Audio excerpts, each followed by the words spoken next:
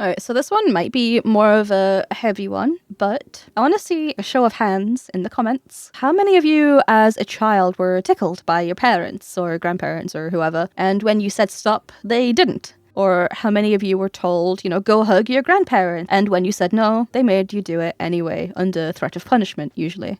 And I foresee that there are probably far too many of you that have had this, and I'm so sorry that happened to us. Now, a lot of you are also probably like, well, why is it a bad thing? It's family. You should be able to hug family. The importance of bodily autonomy is so incredible. And it doesn't start becoming important when you're already like a teenager. No. It is important when you are a child, because that's when you start learning about consent. It might come across as like, oh, you're not allowing your kid to hug grandma. That's so sad. Correct.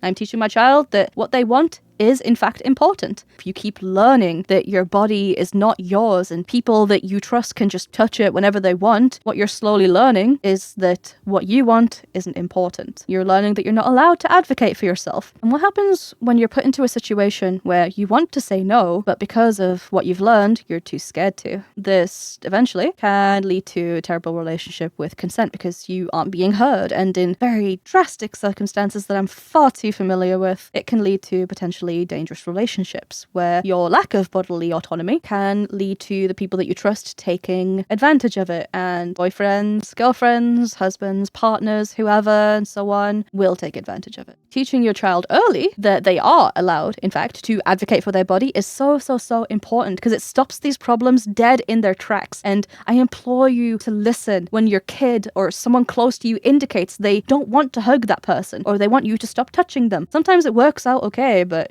are you really willing to take that chance?